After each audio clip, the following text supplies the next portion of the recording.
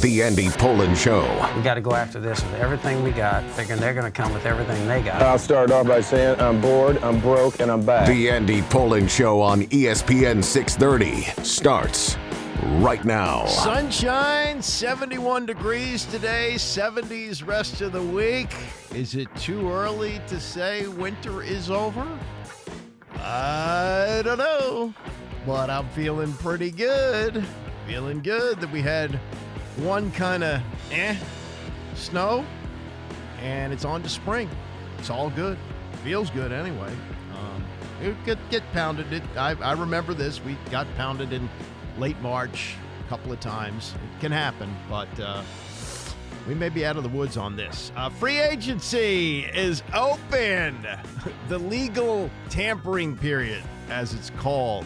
All these deals become officially legal tomorrow. They've obviously been in the works for a while. Don't tell me legal tampering opened at noon yesterday, and that was the first contact, because we had deals announced by the middle of the afternoon, including the biggest free agent of them all, Kirk Cousins, who is not going to go to the Hall of Fame, but is going to go to the Business Hall of Fame. Nobody has managed to work around the way the salary cap works, the way that guaranteed contracts have worked in the past, like Kirk Cousins. He did it again, getting a deal with the Atlanta Falcons, $180 million, most importantly, $100 million guaranteed for a 35-year-old quarterback coming off a major injury, a torn Achilles.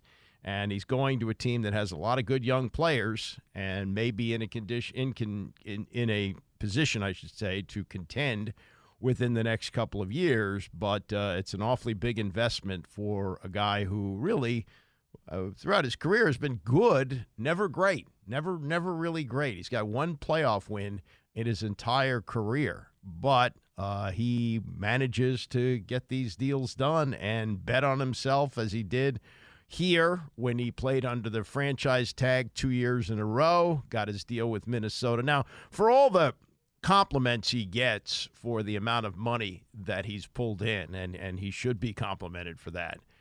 As I remember, when he signed with the Vikings after they totally botched it here, you know, they had a chance to give him $19 million a year. And they went, nah. And Bruce Allen played games. And remember, he had that news conference where he kept calling him Kurt, you know, and they totally messed that up. So he played under the tag for 2 years and was allowed to walk when they brought in Alex Smith. And as I remember, the Jets offered him more money. And he wanted to go to Minnesota, and he was thought to be the missing piece there.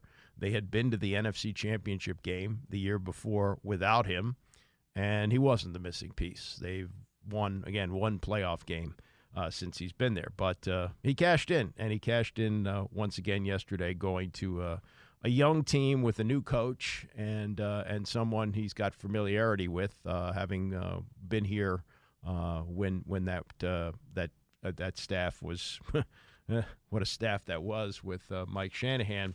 But anyway, that's that. Meantime, the Commanders made 5 acquisitions yesterday, acquisitions that become official tomorrow. Frankie Louvu, who has been with the Carolina Panthers. They've been in need of a linebacker for a while. Austin Ekeler is the biggest name that they brought in. 7 years with the Chargers. He turns 29 in May, so he's not young. But, man, 2 years ago, he had a monster season for the Chargers. He 915 yards rushing, 107 catches, 13 rushing touchdowns, and 5 receiving. That's only 2 years ago. So if he's got something left, you know, when you're tickling 30 at running back, that's pretty old. But he gives them some options here. Brian Robinson is going to be their lead back. Chris Rodriguez is going to get a lot of carries at back, and they've allowed Antonio Gibson to walk. He's going to the New England Patriots. So this is a deal where they didn't spend a lot of money. It's got a lot of incentives in there, and if it works out, great. We're also out of the Joey Sly business here. Sly missing a whole bunch of extra points. They made him the kicker because he could kick it deep in the end zone. That's becoming less and less important as they continue to tweak the kickoff rules. So he's gone, and Brandon McManus comes in here. He's been very, very accurate, and I think that's an upgrade there. They go shopping at the Dallas store. This always happens. You know, a new coach comes in from an organization that needs his own people he's familiar with. Hell, that's the way it's worked in my career. I can't complain about this. You know, I've moved from job to job working for people that I've worked with in the past. That's kind of the way it works in my business, and it works to some degree that way in the NFL. Not too much. I mean, I think Ron Rivera went a little overboard bringing in the whole Carolina crew here. But Tyler Biadasz is an upgrade at center.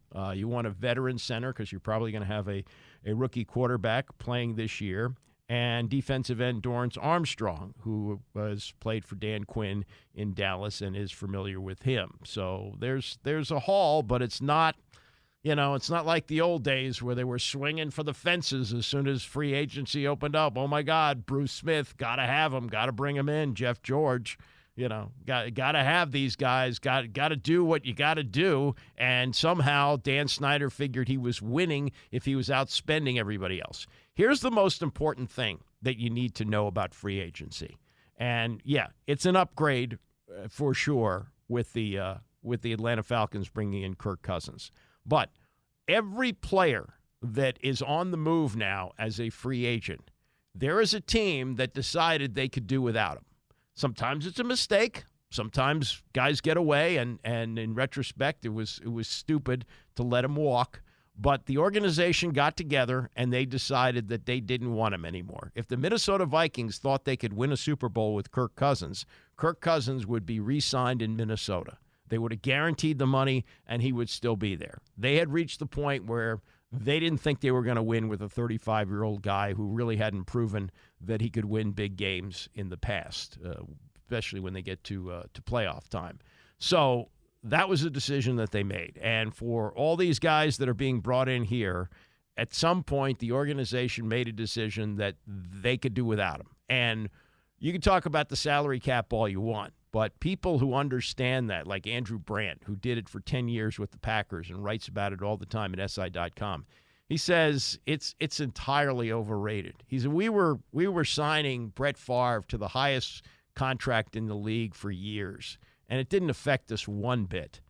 It's all about how you move money around. That's what it is. And these guys who are available, yes, they will be missing pieces and parts, but these are not the guys that you're going to build your team around. You're going to build your team around the players that you develop in the draft. You may get a big free agent here and there, and even before free agency, this organization took advantage of that. Remember the last Super Bowl, probably the best defensive player they had was Wilber Marshall.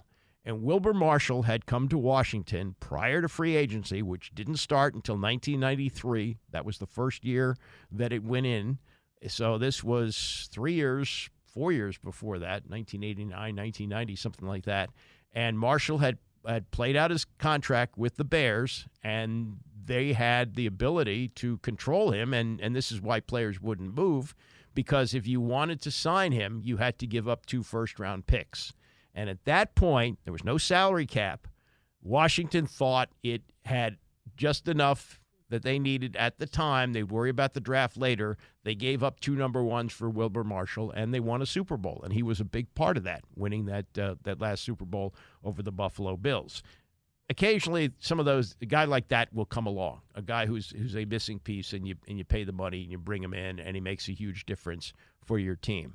But if you're going to build this team the right way, and you look at the way teams like Kansas City and San Francisco, the 2 Super Bowl teams were built, and they met for the second time in 4 years, they did it through the draft. And there were even some hiccups, no question about it. Trey Lance was a disaster of a move for San Francisco, but they've been strong enough in what they've done in the draft and through trades, like bringing in Christian McCaffrey, that they've put together a roster that competes for Super Bowls every year.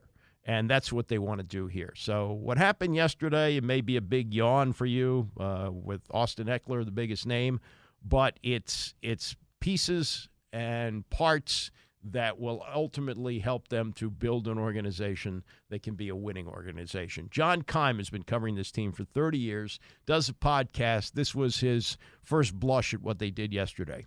This is like a reunion tour. And anytime anybody comes in from another place, they're always going to go back to guys they know. So the guys that Washington have either signed or agreed to deal so far are all people who have connections to this coaching staff. Zach Ertz last week, obviously with Cliff Kingsbury. And then now today you have a couple guys, two guys from Dallas, obviously Dan Quinn, Joe Witt, another guy from the Chargers who Ekeler played for Anthony Lynn, and then Frankie Louvu, who did not play for any of these guys. So that's the one guy coming from the outside for sure. And he's probably the best of the bunch. The other thing is, too, what Washington clearly wanted to do is strengthen the middle. And that's where you go and get Frankie Louvu, you go and get Tyler Biadasz to play center. And that's an area where they really wanted to strengthen. So at the trade deadline, when they traded Chase Young and Montez Sweat, one of the things I heard was how just looking at the analytics and how you look at the analytics and what it tells you in the NFL is the teams are strong up the middle typically win. And that's where you want to be, right? So that's partly why they went out and made those moves so they could afford to do some things in the interior and free up some money, although they'd have been okay. Anyway, now another story. But they did get stronger in the middle because with Biadasz strengthens a better center than what they've had in a couple of years. And then Frankie Louvu is going to be a better linebacker than they've had in a couple of years as well. Still need more work, still need to solidify quarterback, whether it's, however they do it. Clearly, with the number 2 pick, you anticipate it being through the draft. And then also, I think settling on the safety position, because again, as I've told you, Quinn likes to play 3 safeties. So whether that's Cam Curl coming back, and I have not heard anything more on that today. It's been kind of quiet from my end, not necessarily from theirs, but I know that there was some dialogue, but I wouldn't call it like this great consistent dialogue with the team going into this. But regardless, they need to solidify that position because they do have 2 young guys, Quan Martin and Derek Forrest, who can play.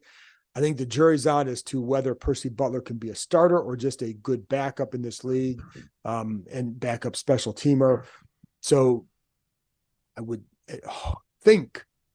recommend getting another veteran to come in here to pair with those guys to solidify it. Anyways, there's still a lot of time for that. Yeah, there is a lot of time, but this was the cream of the crop yesterday. The rest of the free agency signings are going to be less impactful, lesser names, that sort of thing. They may bring in some guys from the secondary, and Cam Curl is a possibility to be re-signed. As far as I know, he has not reached a deal with another team. So that could happen today, maybe tomorrow when everything becomes official, Wednesday, tomorrow afternoon.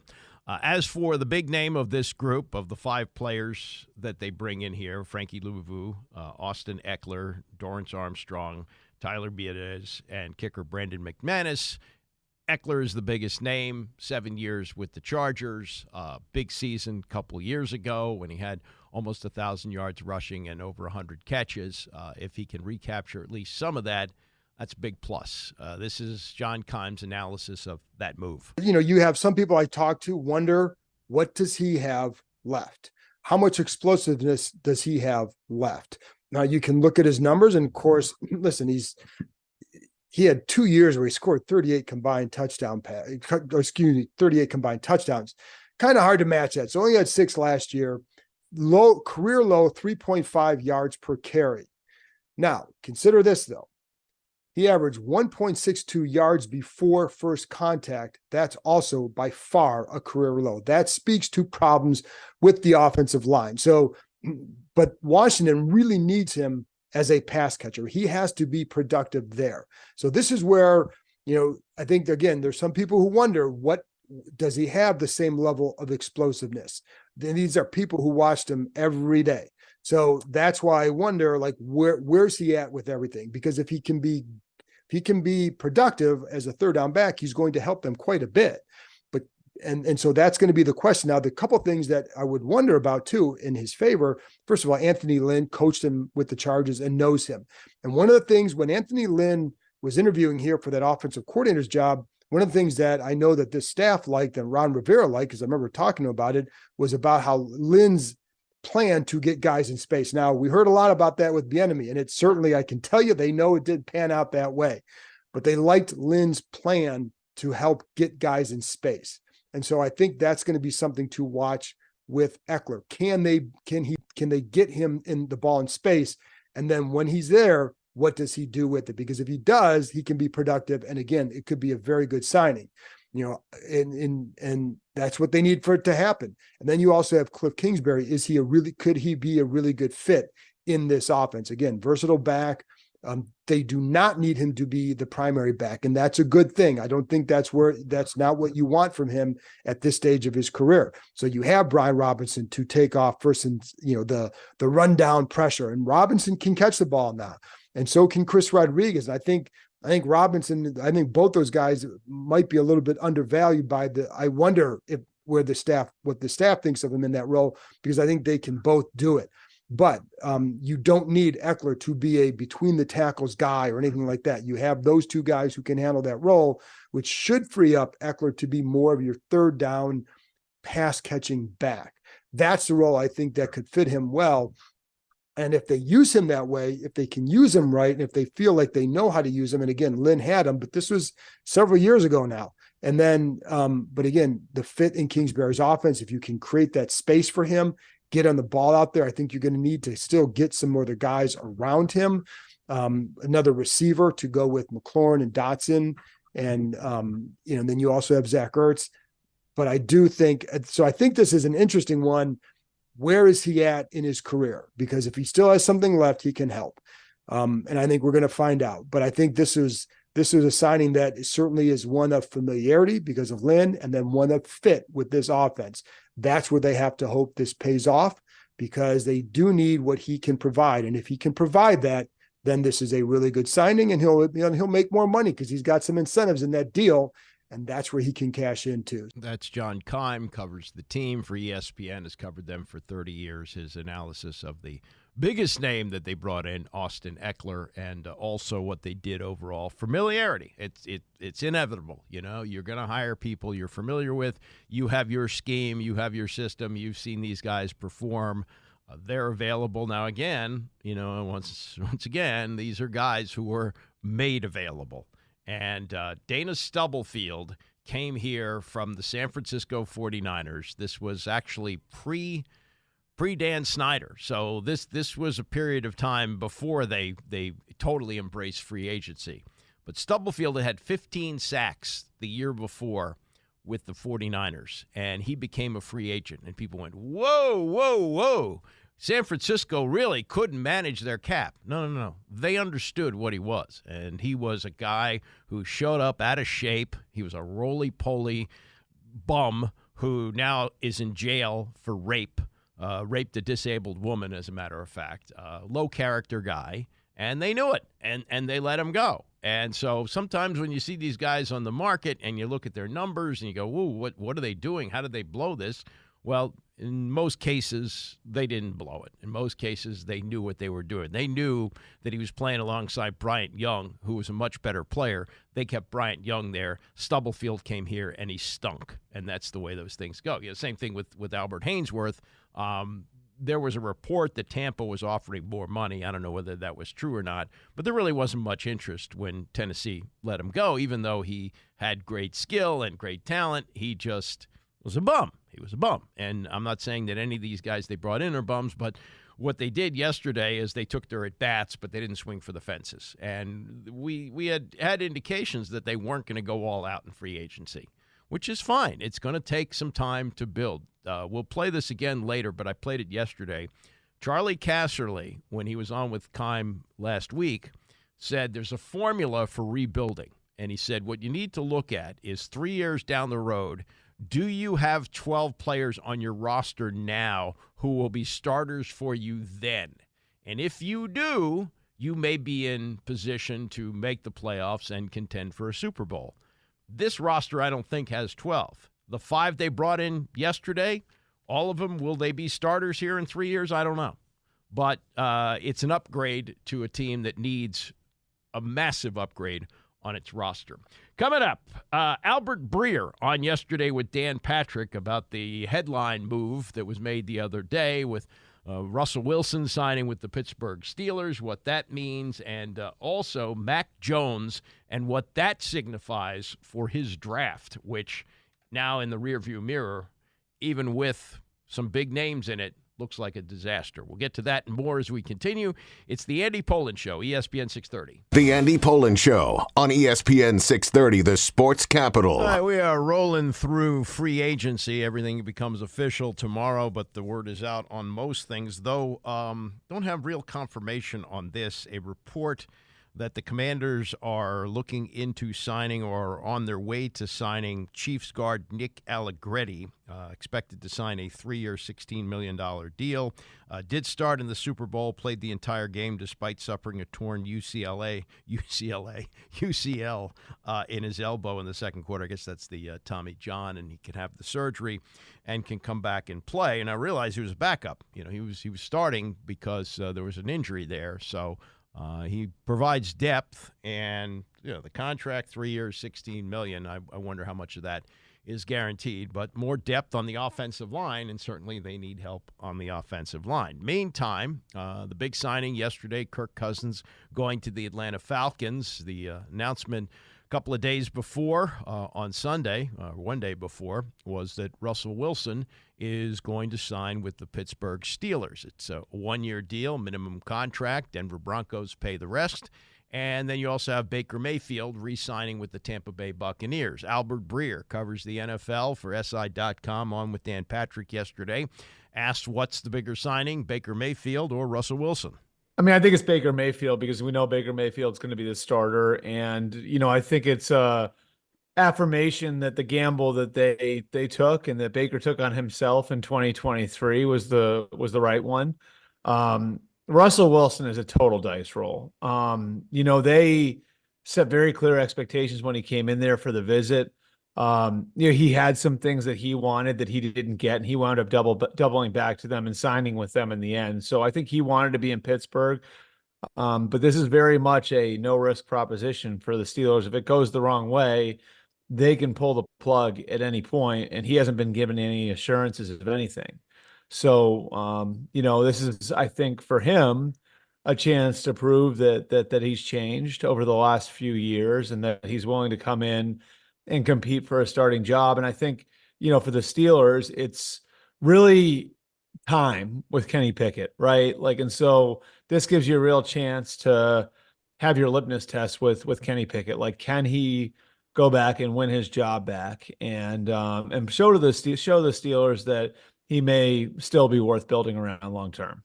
And the Broncos have to pick up the tab, so Pittsburgh didn't give up any draft picks, and they're going to pay him $1.2 million. That's why I like the deal. I think the potential upside in Pittsburgh is greater than the potential upside in Tampa, and that's why I would opt with it. Didn't cost you anything. You're going to take a chance with Russ. You got to keep up with the other quarterbacks in your own division, and it just feels like with Mike Tomlin, that defense, can Russ help you win a couple more games where you end up with 11 or 12? I don't disagree with you on the point that, Tomlin's going to work to get the most out of him. I think Arthur Smith, their new offensive coordinator, will be able to build something that can work for Russell should he win the job. I just think that there's a likelihood, not a likelihood, I would say a good possibility that, we're going into 2025 and the Steelers are looking for a quarterback in the draft. Yeah. You know what I mean? Yes. But I think Russ is looking at it and saying, look, I got a chance to get that next contract. It might not be in Pittsburgh, but I get a chance to showcase my talents. And I think and I've used this example with you before, Dan, but I think what the Buccaneers have done for themselves is they've created themselves some more runway, right? Where it's, okay, so could we draft one this year? Yeah, we could draft one. Say Bo Nix or Michael Penix falls to us in the second round and we really like them. Yeah, we can do that. Or we can wait a year or two. And again, I've used this example with you before, but it's Alex Smith in Kansas City. Alex Smith was a really good quarterback for the Chiefs, but he also bought them a lot of time to find Patrick Mahomes. And so this, for the Bucs, I think doesn't just help them right now. It also gives them a few years of runway where they don't have to force it with a young quarterback in the draft. Because as you and I both know, when you start forcing it in the draft, that's how EJ Manuel goes 16th overall. That's how Christian Ponder goes 12th overall, right? The Bucs are in a place now where for the next few years, they don't have to force anything, which is a good place to be when you're looking for a young quarterback. And I mean, who knows? Maybe Baker Mayfield winds up becoming the long-term answer after all. We'll see. Now, the forcing of the quarterback, I think an example of that is what happened the other day when Mac Jones was traded to the Jacksonville Jaguars for a 6th-round pick. And when he was drafted, and he had a good rookie year. Look, they made the playoffs. But when he was drafted, Bill Belichick was probably getting in the desperate mode with Tom Brady gone and Brady having won a Super Bowl, and he looked at Mac Jones and he said, okay, I can finally build a quarterback here. It's the first time that he'd ever taken a quarterback in the first round, and it didn't work out. Remember, if you watch the game against Washington, he was not good, and his confidence was shot. And so he was dealt the other day to Jacksonville, and this is Breer on what happened there, talking to Patrick about it. If I told you 2 years ago Mac Jones would be dumped for a 6th-round pick a couple of years later. I don't know if I would have thought that was that crazy. I will say this, Dan. Like, they shopped him around last year a little, and this was about the price last year, believe it or not. And I think, to me, like, at least this is all about upside, right? Like, this is all about, like, how can you envision getting the most out of this guy? Like, with Justin Fields, say you acquire Justin Fields, there's so much athletic upside there that you can envision something. Like, can you envision him becoming Jalen Hurts down the line? Like, right? Like, you can probably close your eyes and envision that. May not be likely, but you can probably close your eyes and envision that, right? What's the upside with Mac Jones? He had a good rookie year. And that's the problem, right? Like, but that's the problem is, like, it's really hard to take a player like that and say, all right, like, I believe he can be X or Y or Z, who's a great quarterback in the NFL. It's really hard to do that. Now, that doesn't mean he can't be a good quarterback in the league, but even Baker Mayfield, like, Baker's not the most physically gifted player, but I'd say he's, significantly more talented physically than Mac Jones, So that's the problem that the Patriots had. And, they made the decision at the combine, or finalized the decision at the combine. They were going to do this. They went and talked to Mac Jones a week ago, asked him what he wanted, but they, emphasized their intention to move him off the roster. And here's the crazy thing about it. So I believe the Jaguars offered the 6th back on Friday, right? On Saturday, the Patriots shopped that offer across the NFL to see if they could get 5 anywhere, and they couldn't get a 5. And you remember going back a couple of years, right, with San Francisco, how much we thought San Francisco was in on Mac Jones, right? Yeah. The Niners wouldn't do it. The Niners have 11 picks this year, Dan, and they wouldn't beat the 6 that the Jaguars sent off. And you know how these teams sometimes hang on to their draft evaluations. So it's just sort of the way that the league views him. And I'm not saying he can't be a good quarterback in the NFL. Like, I think he's got a lot to work with. And, I think it's a smart trade for the Jaguars, because the Jaguars could be looking at this in 4 months, and there could be a couple of quarterback injuries in some places, and they may be able to flip them for a better pick. You know what I mean? Like, so it could really work out for them that way. But I think the physical limitations limited his market. That's Albert Breer with Dan Patrick. And this trade prompts Nate Davis of USA Today to write that this development, Mac Jones going to Jacksonville for a 6th round, further cements the 2021 draft as perhaps the most disappointing ever from the quarterbacking perspective. And he looks back on it. Trevor Lawrence was drafted number 1. Trevor Lawrence was ticketed to be number one since he got the starting job at Clemson in his freshman year. But, as Davis points out, the Jags promptly wasted Lawrence's rookie year by hiring Urban Meyer as their head coach. He bounced back to become a Pro Bowl alternate in 2022 after leading Jacksonville to a surprise AFC South crown and a comeback victory over the Chargers in the wild card round in that season's playoffs. However, he regressed last year, battling injuries, and yet has yet to show that he is going to be a top-tier quarterback. The number 2 pick was Zach Wilson, who went to the Jets, and we know how that worked out. 12-21 record, 57% completion rate, 73.2 passer rating, 23 touchdowns, 34 turnovers, and 34 appearances. Trey Lance, this was a complete disaster. by the 49ers. They sent the Dolphins 4 picks, 3 of them first-rounders, to get in position to take him. They gave up on him last summer, sending him to the Cowboys for a 4th-round pick. The Chicago Bears taking Justin Fields, 11th overall. He has a legit shot, as Davis says, to become the face of a franchise, but not this one, and not when they're sitting on number 1 and Caleb Williams this year. And then Mac Jones, who was taken 15th overall. He says, like Lawrence, he's been a Pro Bowl alternate once. Unlike anyone else, he's led the Patriots to the playoffs also once in the post-Tom Brady era, but it's all been downhill for Jones since that 47-14 wildcard loss at Buffalo to wrap up his rookie season. And as he points out here, when you look at the greatest quarterback draft in history, which would be 1983, where you got 3 Hall of Famers, John Elway, Jim Kelly, and Dan Marino, though it should be pointed out that Dan Marino was the second to last pick of that first round, right before the Redskins took Darryl Green. He really slid down the board, and there's a variety of reasons for that, and some of it is just complete nonsense. There were rumors of drugs, and those were never founded, but okay, he wound up in Miami. And there were a lot of other quarterbacks who were taken as well. Todd Blackledge went 7th to Kansas City that year. Tony Eason, Ken O'Brien, those kind of things. And as Davis points out, he says nowadays quarterbacks get pushed up the board frequently by artificial demand as clubs seek talent at a relative discount by the position's veteran compensation standard. Yeah, it's more important now than it was in 1983 to get a quarterback. Now you got to have it. You got to have that guy. You used to be able to win with good quarterbacks. Now you have to have that franchise guy, and they're hard to get. I don't think Davis is wrong about this disastrous 2021 draft, though. The jury, still could be out here. Like, we could see Trevor Lawrence maybe develop still into a great player. He's only going into his 4th year, and, you really have to discount that first year under Urban Meyer. Maybe Justin Fields, not with the Bears, but becomes great with somebody else. There are things that could happen.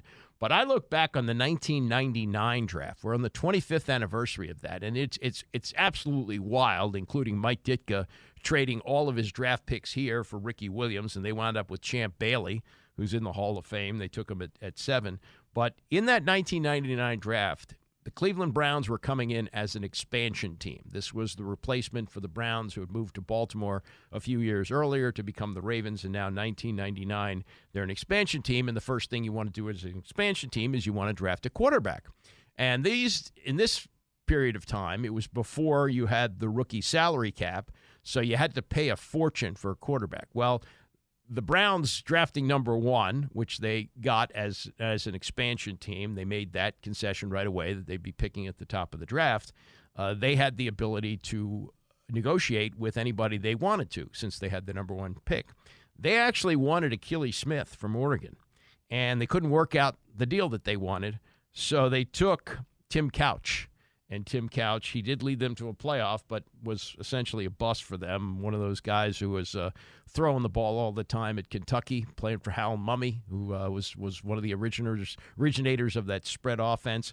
He went to Cleveland. He was a bust. Donovan McNabb went number 2 to Philadelphia, not a bust. But Achilles Smith wound up going to Cincinnati and was a bust. Dante Culpepper, taken 11th overall out of Central Florida from Michigan. He played okay with them, wound up playing in Miami, and his career ended by a knee injury. And then Cade McNown, who had quarterbacked at UCLA, he went 12 to the Bears and was a complete bust. He was terrible. And so you have, 5 quarterbacks taken there in the first 12 picks, and only one of them became anything, and that was Donovan McNabb. So, yeah, I mean, that was bad. Later in the draft, Sean King out of Tulane went to Tampa at number 50. He was actually their quarterback when they played the Redskins in that playoff game that year. Brock Heward went in the 3rd round to Seattle, a 77 overall, local guy, played at the University of Washington. And maybe one of the best picks of that draft was Aaron Brooks, who was taken by Green Bay when they used to load up on quarterbacks and then trade them, as they were developing them behind Brett Favre. He goes to New Orleans. He was a starter there for 7 years and was a pretty good quarterback there for a long period of time. So, I think you look at that draft and you go, Couch 1, McNabb 2, Achilles Smith 3, Dante Culpepper 11, Cade McNown 12 versus what we had in 2021 with, again, what Nate Davis is pointing out, where you have like this artificial pump for these quarterbacks since you need one so bad. I think the jury's still out on Trevor Lawrence. I think he can still be good. Zach Wilson appears to be a bust. Trey Lance appears to be a bust. So those are 1, 2, and 3. And then Justin Fields at 11, he could potentially develop into something good. And then Mac Jones, who seems on his way to Bustville, but, maybe with a change of scenery becomes a good, not great quarterback. And look, with what Tampa Bay did with Baker Mayfield, that's an example of, if you don't have the alternative to either trade up and take a stab at one of these quarterbacks that are coming out this year, whether it's Caleb Williams, Drake May, Jaden Daniels, even J.J. McCarthy or Bo Nix, if you don't want to play that roulette game, you've got a sure thing in Baker Mayfield, who looks like a second-tier quarterback. And, maybe if things go completely right around you, they can recreate what they did in 2002 when they had Brad Johnson as their quarterback and an outstanding defense, an incredible defense led by guys like Warren Sapp and Derek Brooks, and they won the Super Bowl off of their defense. So they may be looking at Baker Mayfield as good enough if you can get a great defense around him and enough weapons. They re-signed Mike Williams, so they've got some talent around him, and maybe they can be good enough to win. But I would submit to Nate Davis that you do a compare and contrast 2021 to 1999, which also turned out to be a terrible draft, and the Cleveland Browns' first move out of the box, not a good one, as they took Tim Couch. Coming up, Tony and Mike on free agency last night from PTI, and also in the next hour, we'll look back on 4 years ago today when the NCAA said, that's it. Pandemic has done us in. No NCAA tournament this year. It's the Andy Pollin Show, ESPN 630. All right, we're trying to keep up with the free agent signings. Latest from Diana Rossini of The Athletic is the Commanders are signing defensive end Clelin Ferrell, first-round pick of the Raiders in 2019, going into his sixth season. Fourth overall pick. Last year was in San Francisco, started 17 games for them, and 3.5 sacks last year. So, not any knock your socks off names, but another defensive piece coming in for a coach who's a defensive guy and was on the field a lot for San Francisco last year, most of the time on defense. And they need, obviously, help at defensive end after trading Montez Sweat and Chase Young away. By the way, I haven't seen anything about Chase Young, who is a free agent. It's possible he re-signs with the 49ers on the cheap, and maybe it's like a one-year prove-it deal. Second pick of the draft. Oy. Did not work out.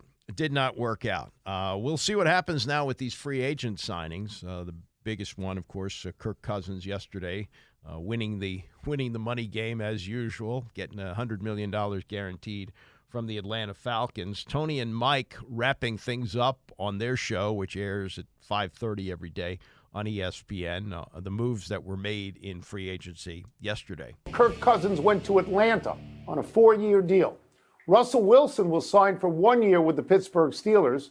Baker Mayfield will stay in Tampa Bay on a 3-year pact, and Mac Jones will be traded to Jacksonville from New England for a 6th-round pick. Wilbon, which move is most intriguing to you? Russell Wilson going to the Steelers.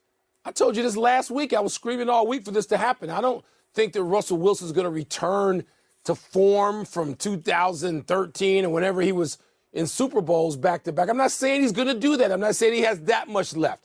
But I think he has enough left to help Pittsburgh, where they have a team and a really tough, strong coach who can take the pressure off Russell Wilson. Russell Wilson can't go to the Steelers, where they have a history since the 1970s of being a tough, strong team, and be the diva that he's perhaps been somewhere else. And that's not working. It's not Seattle. It's not Denver. It's the Pittsburgh Steelers, Tony. And so I think Russell Wilson can go there. He can work with the new offensive coordinator who excels in some of the things that work for Russell Wilson, including play action passing and all these subtle things, but there's some big picture things that I think will help Russell Wilson just sort of slowly blend into a real strong clubhouse, and he can help them. Kirk Cousins, he's an upgrade, I guess, if he's healthy, coming off a serious injury in Atlanta. And, all that's fine. Russell Wilson intrigues me. We'll see if I'm right. I think he's got enough left to help them. Yeah, Kirk Cousins is the big hole in this because he's still probably just about a top 10 quarterback. Atlanta is in a very weak division. Atlanta got nothing from quarterback last year, nothing at all. So I think Kirk Cousins actually makes them a Super Bowl contender. I'll go that far. You and I disagree on Russell Wilson. I don't think he's got anything left at all. You like to say, and I understand the justification, that Nathaniel Hackett and Sean Payton were bad coaches and they hurt Russell Wilson. I think the tip on Russell Wilson was that Seattle got rid of him when they did. But Kenny Pickett was nothing last year. Is Russell Wilson better than Kenny Pickett? Yes. Yes. Their best quarterback was Mason Rudolph. Is Russell Wilson better than Mason Rudolph? Yes. Will he be helped by the fact that there's stability in Pittsburgh? Yes. He needs to rehabilitate his reputation, and he can do it. It's interesting to me. Russell Wilson this year is in the position Baker Mayfield was in last year. On a one-year deal, everybody sort of doubted him, wondered what was going on. He threw 28 touchdown passes, including 6 in 2 playoff games, and won a playoff game. His reward for that is 3-year contract, and Mike Evans comes back. So this can happen to Russell Wilson. He could have a great year. By the way, we just disagree on how much is left. We disagree. By the way, Tony, Baker Mayfield is being slurped to the heavens for throwing 28 touchdown passes. Tell me exactly how many Russell Wilson threw last year for a coach who didn't want him. 24. 28. I believe it was 24. 20, I think 24. Okay. He threw 24, right. 24 and 8 picks. I mean, come on now. I mean, let's not, had that one. People have these narratives. It doesn't mean they're worth a damn, but they advance them anyway. We have many more free agent moves headlined by a 26 in my year. The magic in my year. 26. Okay, cool. So he's only 2 behind Hall of Fame bound Baker Mayfield. Just saying. Well, he's not Hall of Fame bound. He had a good year. I'm being Russell Wilson is in that position now. You don't recognize sarcasm anymore? Mr. Baker Mayfield, only commercials are still the best thing about his career. Now, more moves. Headline by a run on running backs. Saquon Barkley will leave the Giants and go to Philly in the same division. Hated rivals DeAndre Swift leaves those Eagles, where he's no longer needed, to go to my Bears. Josh Jacobs leaves the Raiders for the Packers. And Tony Pollard leaves the Cowboys for the Titans.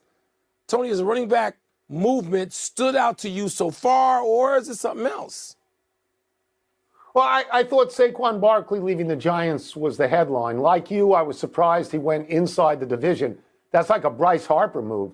But he made a lot of money, and he's right at his prime. I mean, I'm waiting to find out what Derrick Henry does, and the only reason I have Henry slotted 1 below Barkley is that he's an older player. We don't know what he has left, but he's going to the Hall of Fame. There's no question about that. And he's got to leave Tennessee because Tony Pollard just went to Tennessee, and he didn't go there to be a backup. And, Mike, of all the names you mentioned, I am surprised by Tony Pollard doing that. Leaving Dallas, a playoff team, a potential Super Bowl team, to go to a place that's going the other way. And my only takeaway was running backs have been so devalued in recent years that they're interested in getting as much money as they can and not so much where they play. Because I never expected you leave Dallas for Tennessee. I didn't expect that. Well, Tony, so I'm waiting for Derrick Henry. And I don't have him slotted below anybody, even though I hear you about the age. I know exactly why you're saying that. I hear you. Yeah. But if you put him in one of the places that is interesting, rumored that he might go, is Baltimore. Oh, my God. You put Derrick Henry back there with Lamar Jackson, let them have a couple of years together, and that could make the difference. That may enable them to, I don't know, overtake Kansas City, which is going to be really hard. And by the way, if we're talking about moves, there's a certain Chris Jones who winds up staying in Kansas City, and they did the right thing because he is the second most valuable player, in my way of thinking, on that team. 3-time Super Bowl winners now. So, Tony, but man, if Derrick Henry winds up in Baltimore, and, Tony, you're right about the running backs, they know they got to get paid because people aren't interested in their services. Let's see if their coaches stop being more interested in their systems than they are using the personnel they have to win football games. Let's see if that happens. We got a long way between now and September to figure that out. So that's Tony and Mike on the moves that were made yesterday, more coming today. Not as many big names changing teams, though there are still some guys that they talked about that are still out there. It's interesting to hear I love Mike Wilbon, but he's the guy who's always screaming about numbers and how they're misleading and analytics, how stupid they are. Yet he seems to be hung up on Russell Wilson throwing 26 touchdown passes and 8 interceptions last year. And I had a college professor who used to say, figures don't lie, but liars figure. And while Wilbon may be seduced by those numbers, 26 touchdowns, 8 interceptions, Mark Schlereth, former Redskin, former Denver Bronco, won 2 Super Bowls with them, now does sports radio in Denver, does NFL games on the weekends on Fox, gets to see the Broncos all the time, either live or watches them on tape. And this is his assessment of Russell Wilson and, as he told Rich Eisen, why they got rid of him. I think sometimes when you look at statistics and people will say, well, 26 touchdowns versus 8 interceptions, they'll look at those things and say, well, he had a pretty good season. And ultimately, I get where people get confused about, what makes a successful season. And those stats would lend itself to you believing he was successful. But when you look deeper into the way he played, into just the season in general, there were so many things that were missing. And he's one of the worst quarterbacks in football when it comes to throwing people in the middle of the field, intermediate routes. He threw more balls behind the line of scrimmage than any quarterback in football, I think since 2005. I mean, it just was when you dig deeper into the coach's film, there's so many things that are inadequate. And let's not forget, this is not only the first, this is the second team that have basically said, we're going to take a quarterback who's in his quarterbacking prime, and we're going to eat $111 million in dead cap money because we don't want to be associated with him anymore. And that's Seattle and Denver. So there's a lot of things that on the surface, when you dig deeper, that he just doesn't do very well. And ultimately, that's why he is now in Pittsburgh. And there's a lot of sacks that he's taken as well. And I know, like, the number of times we see cutaways to Sean Payton after the sacks. But that said, it's just tough to wrap your head around the fact that Russell Wilson needs to compete for a job with a kid in his 3rd year of his career who really hasn't proven much other than the fact he played well for Pittsburgh. And by that, I mean collegiately. And then for about, what would you say, 4 to 6 weeks at the end of his rookie season, and he's entering year 3. It's tough to wrap your head around that, Mark. Yeah, I understand that. And I think that people look at what happened, over a decade ago with the Seattle Seahawks. Listen, in Pittsburgh, and I said this a couple of months ago when they got Arthur Smith as their offensive coordinator, that's the best landing spot for Russell Wilson. You have an elite level defense like they did in Seattle. If you can create a run game like Arthur Smith did in Tennessee when Ryan Tannehill took over, and obviously Derrick Henry was just an absolute beast, but they had a great offensive line as well. When you do all those things, I mean, in the play action game, the boot keep game, there's 2 types of play action. I differentiate play action. I look at the run action play action, right, which is really hard run, fake, boot keep out the backside, create a linear progression where receivers are right there, 1, 2, and 3 in your sight level. Like, that's the run action play action. Then there's a play pass where you're keeping 7 guys in protection, you're dropping back, 7-step drop, you're about 11 yards, and you're really running 2-man routes. You post with an over, and whichever way the safety plays, if he plays the deep post, you throw the over. If he plays the over and sucks in, you throw the post. Like those are things that he can do, and he can still throw the deep ball well. But in the middle of the football field, seeing receivers in the middle of the football field, throwing with anticipation, throwing guys open, those things he never has really done well. And the last couple of years, it's been awful. It's been awful, says Mark Schlereth. Last couple of years, well, the last couple of years are the 2 that he spent in Denver with a huge long-term contract. So I think we're going to see Russell Wilson play okay in Pittsburgh. I don't think he's going to be great. And he's going to be looking for a job next year. And Pittsburgh is going to be drafting a quarterback. And depending on what their record is, and it may be for the first time under Mike Tomlin under 500, maybe they're drafting pretty high for a quarterback. So, again, you could look at the numbers and you could say, what the hell is Denver doing? And point to the arrogance of Sean Payton and all that stuff. Reality is he wasn't that good. And Payton did everything he could for him at the beginning. Remember? He came in and he threw the previous coach under the bus, said it was the worst coaching job that he had ever seen, and then, walked that back a little bit. And, he thought, here's a guy who developed Drew Brees or resuscitated Drew Brees, because Brees had actually played well before he got hurt in San Diego and became a free agent, was signed, and brought his career back with New Orleans. That he would do the same for Russell Wilson, and it hasn't happened. And as Schlereth said, here's two teams, Seattle and Denver, who took a quarterback in his prime and ate $110 million just to get him out the door. So there's that. And then I guess we're not through with Saquon Barkley in the division. Rare free agent move where he goes from New York to Philadelphia. Signed a contract there, and it's home for him because he grew up in the Lehigh Valley, about an hour from Philadelphia. Gets 3 years, $37.5 million, $26 million fully guaranteed. But the exit is interesting. It was running back on running back crime. Tiki Barber, who now does sports radio on WFAN. Said about, and these are the kind of things that you say on sports radio, so I don't really blame him too much for this, but Tiki Barber said, he's dead to us now. He's dead to us. You're dead to us, Saquon. And then he said, good luck. You're dead to me. And then this was put up on X, on Twitter, like all things like that are. And Barkley responded to it. He wrote, LOL, yup. You're the prime example of loyalty to a team. I got the deal I wanted, secured more GM, which wasn't given to me before. So if the fans are going to hate me for that, so be it. But I never turned my back on my teammates and always had theirs. And he wrote in a follow-up post, Tiki Barber, you've been a hater since I got to New York, and all the dead-to-me talk, don't smile in my face when you see me.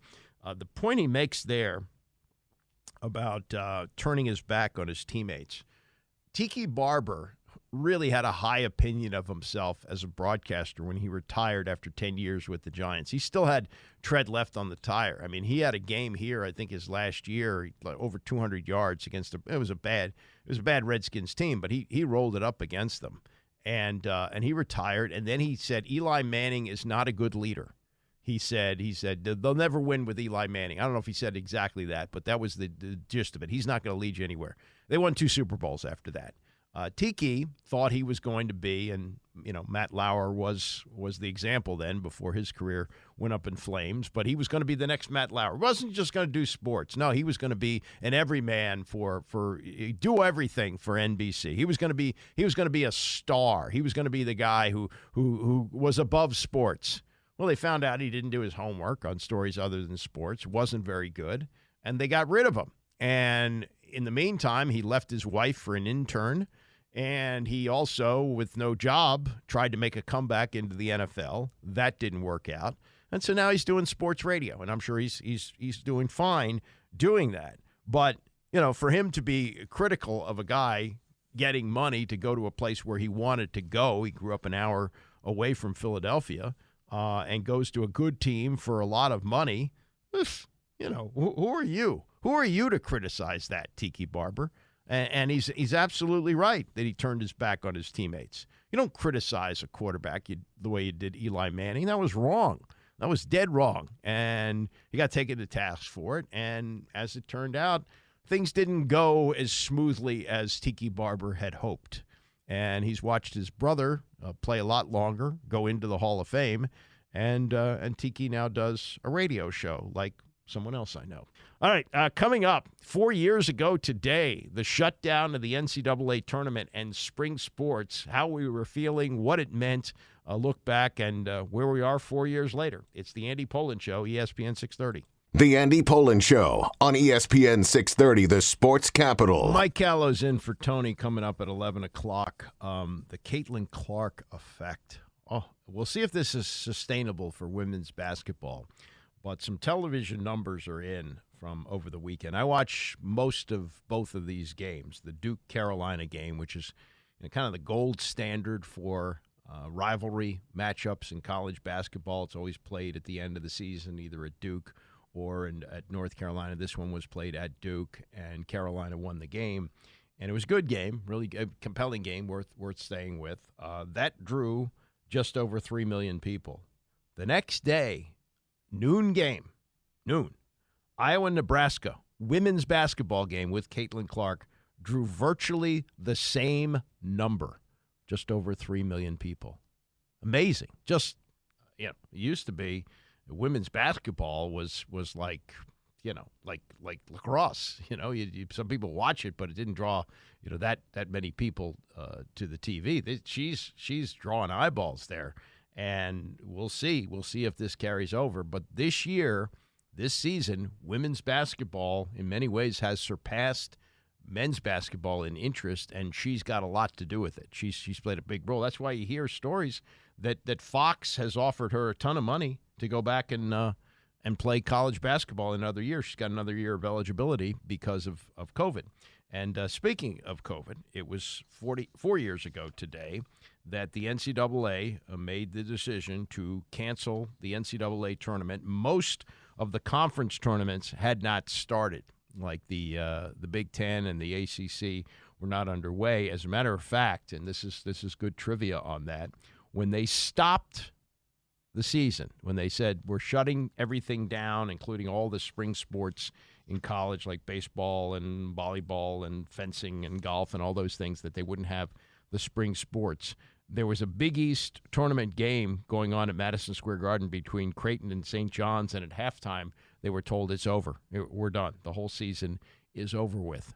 And there was shock, obviously, throughout the country, but we were heading towards this. And just a couple of days earlier, Rudy Gobert, who was seen touching all the reporters' microphones, tested positive for COVID, so they were temporarily shutting down the NBA. And college basketball, heading into its most important period, decided we've got to play it safe, and we're not going to play any tournament games or any of the NCAA tournament as well, conference tournament or NCAA. So Reese Davis, anchoring the coverage on ESPN, talking to Jay Billis, who is getting ready, I guess, to do the ACC tournament. And this was the end. This was the end of where they were 4 years ago today. The NCAA has made the decision to cancel the men's and women's tournament. What's your reaction? I'm not sure there was any other reasonable choice, Reese. I mean, we've discussed this throughout the day, including this morning at 9 o'clock on the ACC network, that this is a pandemic, and this is about slowing the spread of this and about flattening the curve of this. And the NCAA has no other choice but to be a responsible global citizen here. No other choice. And so I think all of us that have been discussing this last night and throughout the day today agreed that this was inevitable. And there may be reasons why it took the NCAA this long, but those don't matter right now. It could have been negotiation with their partners, also negotiation and discussion with their insurance carriers, because there is over $1 billion in play here just for the NCAA office, let alone all the conferences and the money that was lost by taking the actions they did today by canceling conference tournaments. That's an awful lot of money that is not going to be flowing through the system right now. But that is secondary to the health concerns that are at issue here. And I think you've struck exactly the perfect tone throughout the day as to why this is so important. This is not just student-athlete health. This is about being a responsible global citizen in this to help stop the spread of this.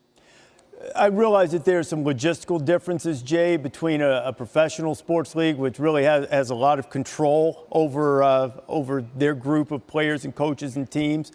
But you have the NBA suspended, Major League Baseball delaying, everything else suspended. We just talked to Mark Few, and he was saying that a number of the coaches were in agreement that they wanted to first try postponement, try to push it down the road a little bit in hopes that that this virus would be more contained and perhaps we'd be able to play. What do you think about that point of view and whether that was a feasible or a reasonable proposition from the coaches to try postponement rather than cancellation? It's certainly a reasonable statement that they should try to do that. That is within the realm of reason, and on one level, in the abstract, makes good sense. What I don't know is what the contracts say with regard to the NCAA tournament, the contracts with the media rights partners, the contracts with all the other partners, and the contracts with the insurance carriers and underwriters. What do those say? Because it may be that the NCAA is able to recoup losses by canceling rather than by postponing. And I don't even remember how that worked out, but there was no tournament and no spring sports. They wound up giving an extra year of eligibility to anybody who wanted to come back. First they said it was just going to be the seniors, but then they gave it to everybody, and we're still feeling that. Dante Scott playing his 5th year at Maryland because of that. If you look at Maryland that year that they were shut down, that could have been Mark Turgeon's best team.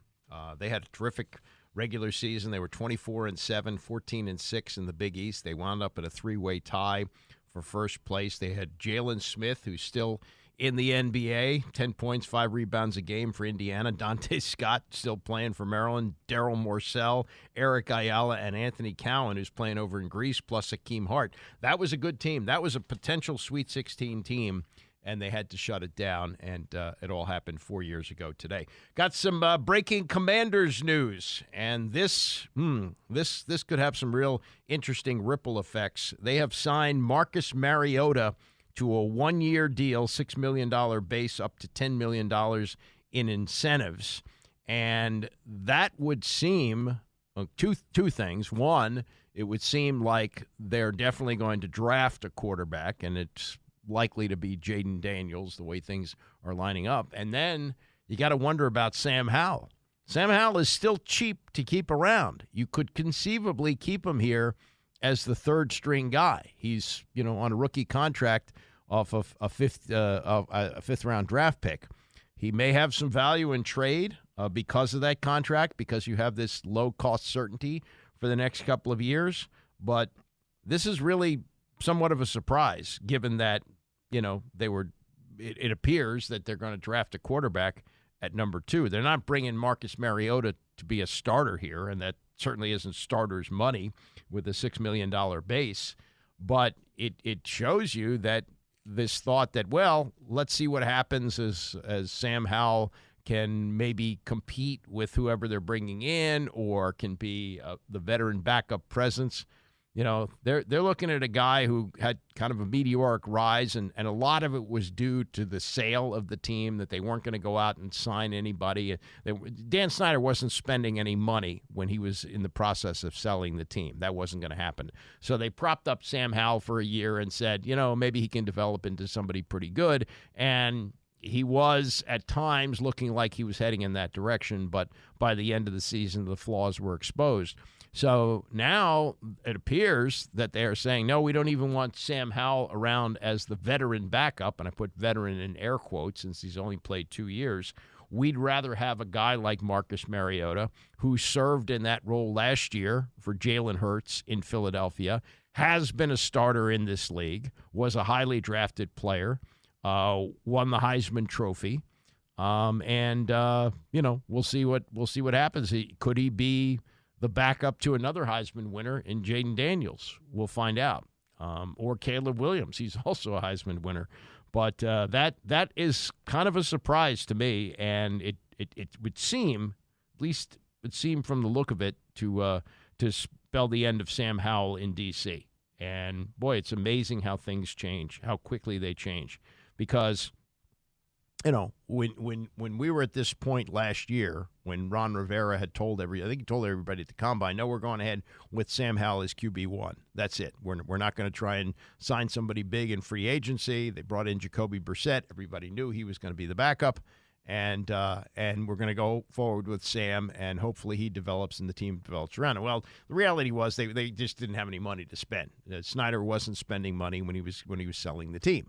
So this is where they are, and it's pretty remarkable, the ups and downs of Sam Howell, because there was a point last year when things were going pretty well at the middle of the season where you thought, okay, they've got a guy in Bieniemy, maybe even he becomes the head coach when Ron Rivera's out at the end of the year, and Sam Howell is a guy that they go with going forward. Nope. And it looks like it's possible Sam Howell's days are done, as Marcus Mariota now coming in to be presumably Washington's backup to whoever they draft, and that could very well be Jaden Daniels. We shall see. Mike Callow is coming in next. I'm sure he'll have more on that. He'll also be in with Bram this afternoon, and I'm sure that will be the lead topic as Marcus Mariota now signs with the Washington Commanders. I'll be back here tomorrow morning at 9 a.m. Mike's coming in next.